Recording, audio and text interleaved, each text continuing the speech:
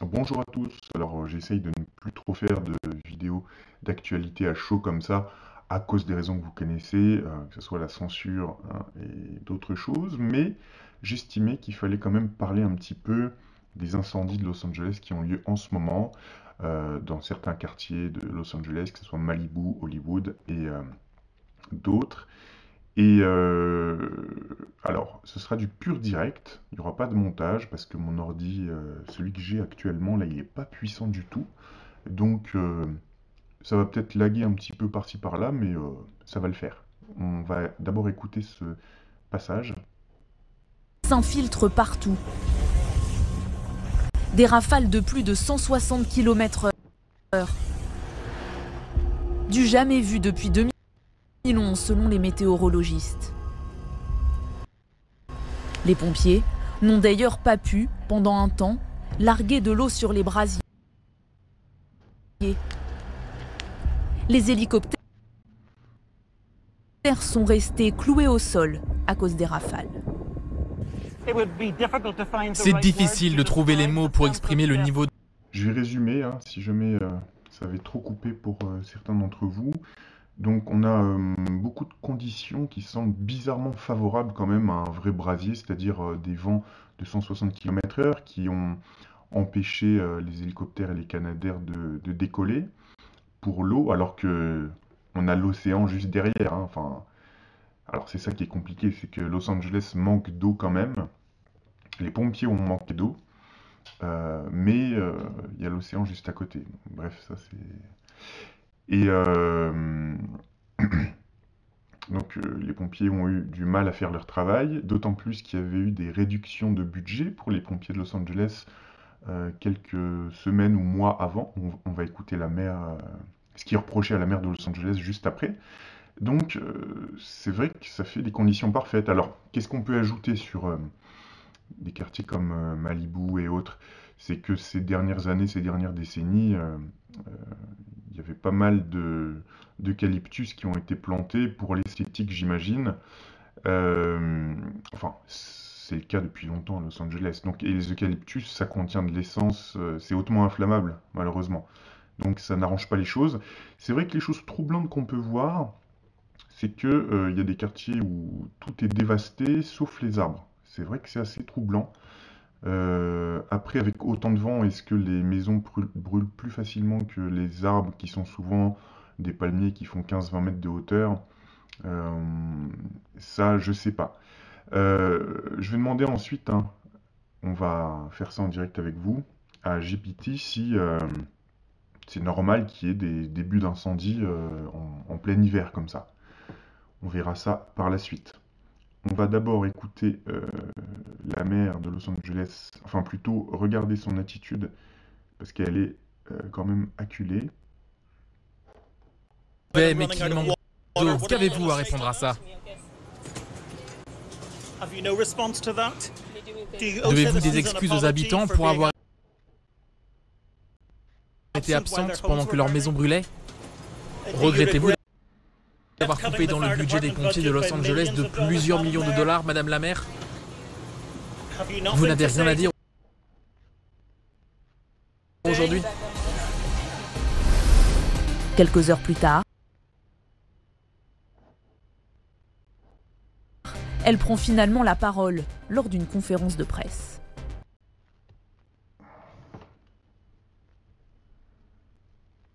Ok, on va couper parce que ça bug.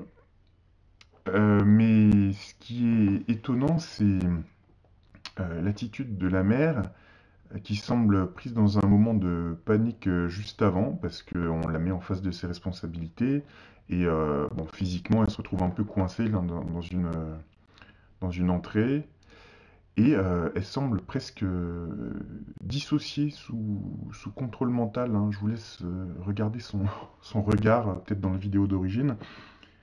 Et juste après, quand elle fait son discours langue de bois politicienne, euh, elle semble presque détachée de ce qu'elle raconte, alors que c'est sa ville qui est en train de brûler, quoi, hein. Bon, bref. Donc, on peut se poser la question du contrôle mental, qui est quand même assez répandu à Los Angeles, que ce soit Roseanne Barr ou ou d'autres qui en ont parlé. Euh, alors, naturellement, ça peut aussi être le cerveau qui se protège, hein. Quand le cerveau ne fait plus face, ne sait plus faire face à trop de responsabilités, à un moment de panique, eh bien, il se déconnecte, il se dissocie, et ça semble être un de ces moments pour elle. Bref, ce qui est assez étrange, c'est que elle ressemble physiquement, je trouve, elle ressemble à cette femme, Octavia Butler, qui est une écrivaine décédée maintenant, qui avait écrit ce bouquin Parable of the Sower, c'est la parabole du, je sais plus quoi, du semeur, parabole du semeur, qui avait prédit un petit peu tous ces événements, donc les incendies de Los Angeles, dans une espèce de société devenue un peu totalitaire, où les pompiers seraient devenus privatisés, donc on n'aurait pas pu les appeler, donc ça se serait aggravé. C'est une époque aussi où, dans son roman, le président avait pour slogan Make America Great Again, donc c'est vrai que ça nous rappelle des choses. Enfin, très étonnant ce bouquin, comme le rappelle cette vidéo, hein, le titre entier, c'est Ce roman dystopique a prédit les incendies à LA, et c'est effrayant de réalisme. Ok, donc moi, physiquement, je trouve que Octavia Butler, elle ressemble un petit peu à la maire actuelle de Los Angeles. Bon, je dis juste ça en passant comme ça, mais c'est anecdotique. Donc, je vous laisserai regarder cette vidéo. Alors, les médias européens font pas très bien leur travail parce que on a des youtubeurs particuliers qui couvrent mieux les événements que nos médias. Bref, on sait à quoi s'en tenir, hein. Donc on a notamment sur la chaîne de John X, Riding in the Disaster Zones from LA Wildfires, qui filme en fait en direct les quartiers complètement dévastés. Alors, on a plein de commentaires de gens qui disent haha, retour de karma, bien fait, etc. Moi, je pense qu'on peut jamais se réjouir du malheur des autres parce que ça peut déjà vous revenir dans la face. Euh, En fait, peu importe, on va pas comparer ce qui se passe ici ou ailleurs. Ça appartient seulement à Dieu, à la providence, de savoir si c'est un retour de karma ou pas. Ça, c'est un autre problème. Mais c'est vrai que ce qui est troublant, c'est que ces dernières années, hein, on en avait parlé, euh, que ce soit l'industrie du jeu vidéo ou l'industrie du cinéma en Californie, c'est vrai qu'ils ont mis un petit peu, comment dire, il y a une expression, pas mis la poudre Enfin, ils ont un peu joué avec le feu, voilà, c'est ce que je voulais dire, c'est le cas de le dire, en nous faisant des films apocalyptiques comme, comment ça s'appelait, le film avec Will Smith de 2007 où il se retrouvait seul survivant dans New York, dans un New York apocalyptique. Ou alors tous les jeux vidéo dont je me rappelle plus les titres, mais où on nous fait évoluer dans des zones urbaines post-apocalyptiques comme ça. Ben, c'est vrai qu'à force de le mettre en fiction, et ils ont bien insisté là-dessus, bah, ça a fini par arriver, hein. Alors, effectivement, on peut faire la différence entre les décideurs politiques, voire les décideurs occultes, et bah, les habitants lambda, ou même certaines stars, hein. Ça n'empêche pas que quand le truc arrive, tout le monde, euh, tout le monde est surpris. J'ajouterais que dans ces quartiers, il n'y a pas que des stars, hein. Il y a, dans certaines zones de Los Angeles, il y a des gens, des foyers modestes, hein, qui ont mis toute leur vie à économiser pour acheter une maison et qui voient tout ça partir en fumée. D'autant plus que les assurances ont commencé à se retirer de certains quartiers, donc il n'y a plus aucune couverture. Donc, perte sèche, hein, vous avez votre maison qui brûle, c'est fini pour vous. C'est à vous de reconstruire à vos frais, hein, quand même. Faut quand même le préciser. Je parle des gens modestes, normaux, hein, pas les stars. Alors, on va demander à GPT déjà ce qu'il en pense. Donc, je lui ai demandé, c'est normal qu'il y ait de tels incendies en ce moment à Los Angeles en plein hiver? Quelle température il fait là-bas? Il me répond que les incendies de forêt à Los Angeles en hiver sont moins fréquents, mais ils sont pas impossibles. Donc, Los Angeles a un climat doux en hiver, il peut faire 15-20 degrés pendant la journée. Euh, Les vents de Santa Ana, qui sont des vents secs, chauds, venant de l'intérieur des terres, peuvent se produire en automne et en hiver. Ces vents abaissent l'humidité et assèchent la végétation, créant des conditions favorables aux incendies.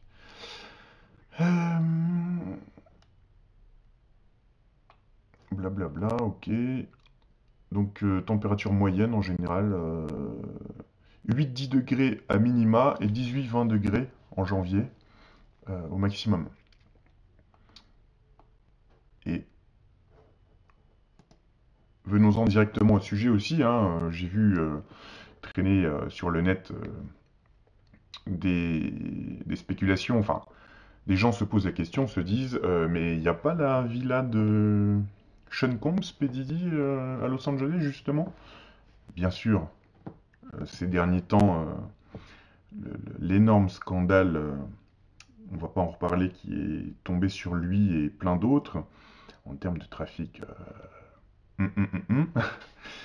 Et effectivement, bon, on pourrait se dire, parce qu'on sait de quoi sont capables certains, hein, est-ce qu'une arme à énergie dirigée pourrait commencer un début d'incendie avec des, comment dire, des conditions favorables, entre guillemets, pour que le truc devienne un vrai brasier?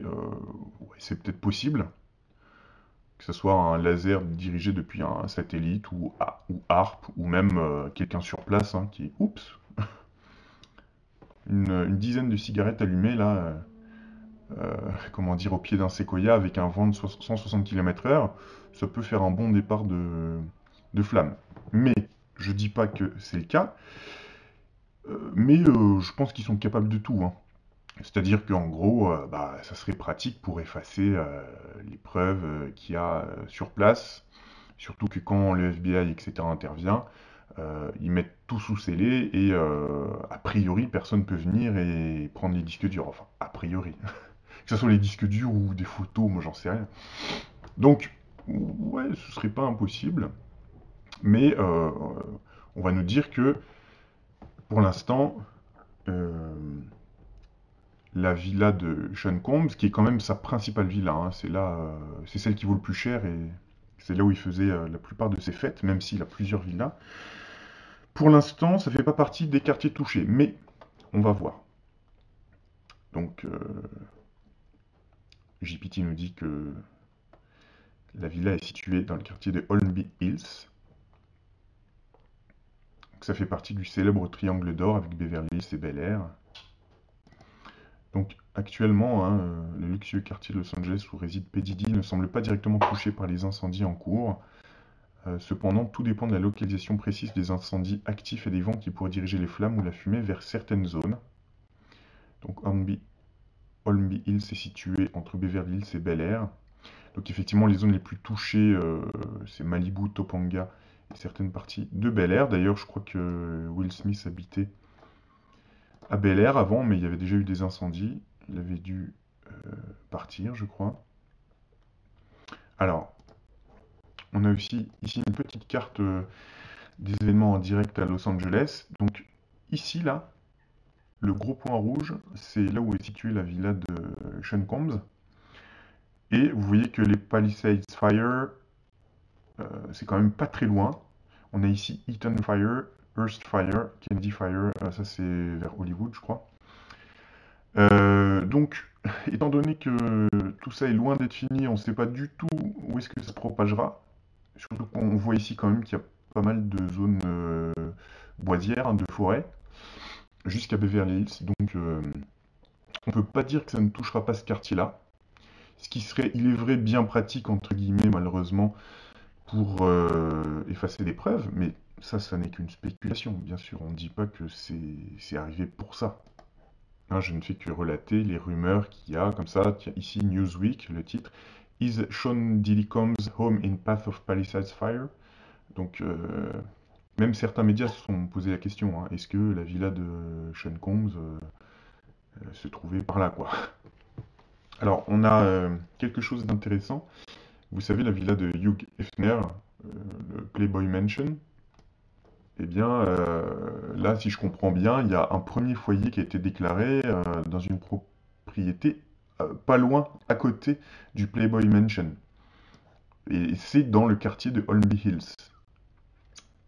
Et donc il y a déjà les pompiers vers là-bas. Donc même si c'est à plusieurs blocs de celle de Sean Combs, on a quand même les feux qui attaquent le quartier de Holmby Hills quand même, hein, si je comprends bien. Donc, est-ce que là aussi il y avait des choses compromettantes dans le Playboy Mansion? C'est vrai qu'on peut se dire, comment dire, toutes ces stars sexuelles, etc., qui œuvrent pour l'industrie de la pornographie, est-ce que elles sont sous contrôle mental? Est-ce que... Enfin, il y a plein de choses qu'on peut se demander, évidemment. Est-ce qu'il y a des preuves quelque part qui existent encore? Bref, tout ça effectivement, hein, spéculation, mais comme ce sont des questions que les gens se posent sur le net, eh bien, c'est normal qu'on en parle. Alors, il y a eu aussi des prédictions, je crois, dans les Simpsons de cet incendie, apparemment. Ça, je vais pas en parler parce que je suis pas suffisamment connaisseur, j'ai pas vu l'épisode en question. Après, là, c'est du hautement spéculatif, mais effectivement, ça peut être troublant. Dans tous les cas, vous voyez ces scènes apocalyptiques comme ça. Alors oui, ce dont je voulais parler tout à l'heure, dans tous ceux qui disent ah ouais, c'est un retour de karma, tout ça.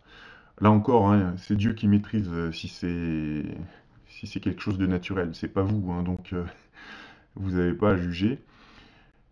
Et si c'est pas Dieu, bah, c'est quelque chose de déclenché de façon artificielle par les Hills. Bon, comme on ne sait pas, mais effectivement, ce ne sont pas forcément les décideurs ici qui pâtissent de cette situation. Les décideurs aux États-Unis sont plutôt à Washington. Mais, comme je l'ai déjà dit, il y a des passerelles qui existent entre Washington et Hollywood et l'industrie du cinéma d'Hollywood. C'est-à-dire que il y a des va-et-vient, hein, je vous avais dit Washington et puis aussi certains services secrets. Vous savez, je ne veux pas prononcer le mot-clé là, mais euh, ils peuvent fournir des scénaristes ou du matériel ou des armes, etc. Quand ça va dans leur sens, ils peuvent fournir tout ça sur un film euh, enregistré par des réalisateurs d'Hollywood. C'est-à-dire que certains agendas sont mis en avant, enfin on le sait, il y a quand même Oh, ça y est, je vais réussir à m'exprimer quand même. Il y a des ponts, des liens qui existent entre Washington et Hollywood. Voilà, point. J'en ai déjà parlé, si vous voulez creuser le sujet, il y a des sources qui existent. Donc, oui, là, c'est... Si les décideurs devaient être frappés, ce serait plutôt à Washington, mais ça n'est pas le cas. Et il y a aussi plein de gens qui n'ont rien à voir à Los Angeles avec euh, toutes les stars. Je rappelle qu'à Los Angeles, il y a aussi dans le sud cette banlieue-là, dont je me rappelle plus le nom, dont sont issus, vous savez, la plupart des rappeurs comme NWA, etc. Oui, Compton. Et Compton, c'est un peu comme Saint-Ouen ou Saint-Denis et Paris. Là, c'est non seulement vous avez le périphérique qui sépare cette banlieue de la ville Chicos, mais en plus, il y a plusieurs années, ils avaient fait un mur qui littéralement coupe la route. C'est-à-dire que ça empêchait, croyait-il, ce qu'ils appellent les racailles, d'aller directement dans le centre de Los Angeles à pied ou en voiture, quoi.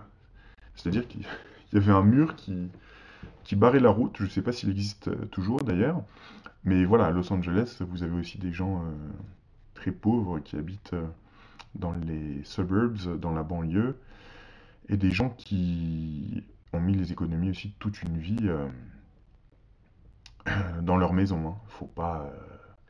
Alors naturellement, on peut dire que ce qui arrive ailleurs et qui est très peu couvert médiatiquement, c'est terrible aussi, bah, c'est clair.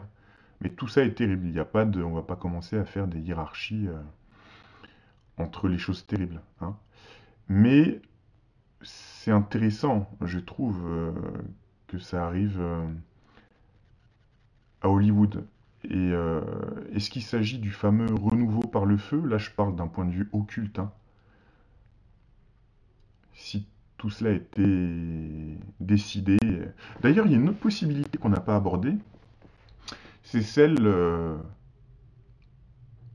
d'oracles ou de prêtres magiciens, je ne sais pas comment dire, qui pourraient aussi déclencher ce genre d'événements à distance, hein. Je vous rappelle, bien que ça soit considéré comme légende mythologique, etc., euh, on avait quand même, dans l'Antiquité, euh, des oracles ou des druides, hein, je ne sais pas, ou des prêtres, qui accompagnaient les armées et qui pouvaient déclencher, par exemple, euh, comment dire, une épidémie de moustiques ou de guêpes localisée, ou alors un petit tremblement de terre.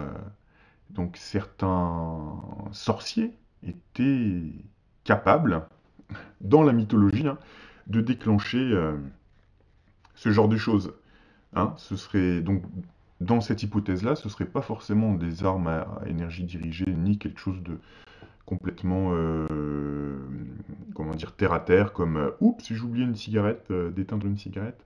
Ça pourrait aussi être ce genre de choses. Surtout que, quand même, au point de vue occulte, Hollywood, le bois sacré, euh, quel est l'historique d'Hollywood?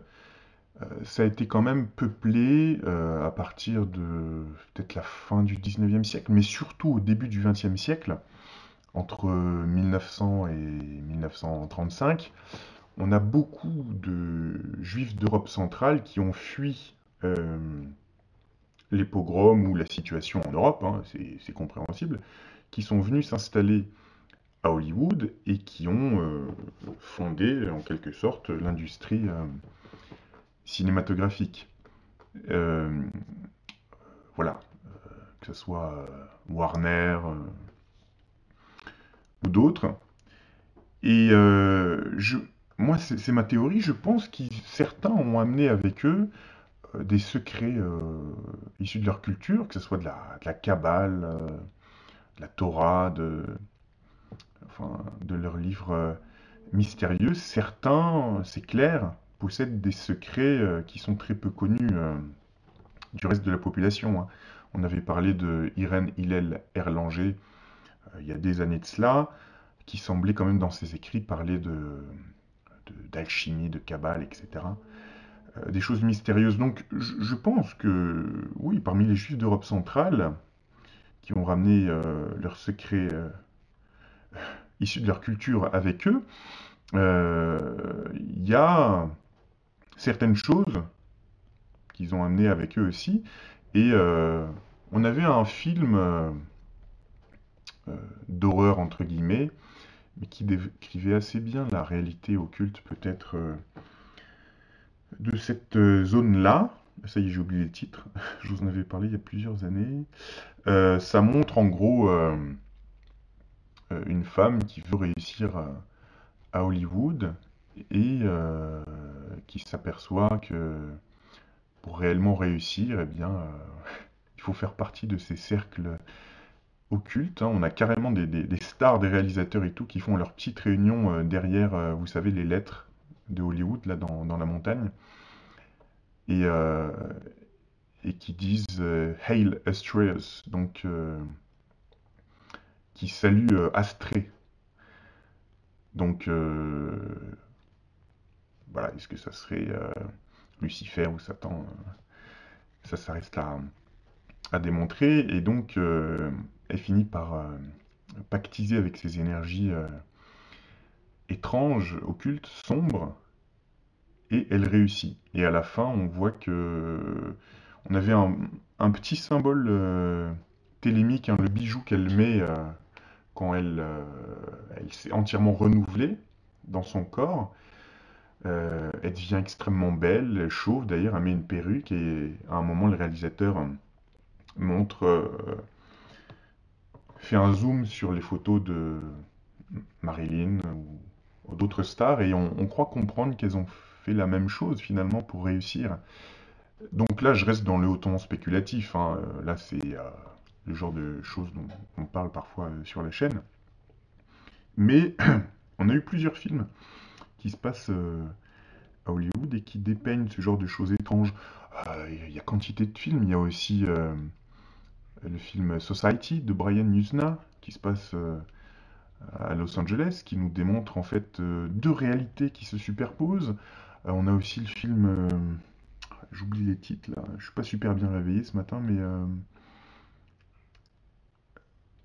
il y a aussi un film qui dénonce les choses qui a été écrit par Cronenberg. C'est quoi? Hollywood Stars, non? Il y a Stars dans le titre, je vous en avais parlé. Il y a aussi Invasion Los Angeles, enfin, bref. Il y a vraiment quelque chose de spécial au niveau occulte dans cette ville. Et est-ce qu'au niveau magique, il puisse pas se passer ce genre de choses? Est-ce qu'il y a une sorte d'oracle qui a pu déclencher ça à distance parce que ça ferait partie de, de leur destin de se renouveler par le feu? Enfin, je sais pas. Est-ce qu'il y a des choses occultes derrière tout ça? Vaste question. Voilà. En tout cas, je vous dis à très bientôt. N'hésitez pas à me dire ce que vous pensez de tout ça.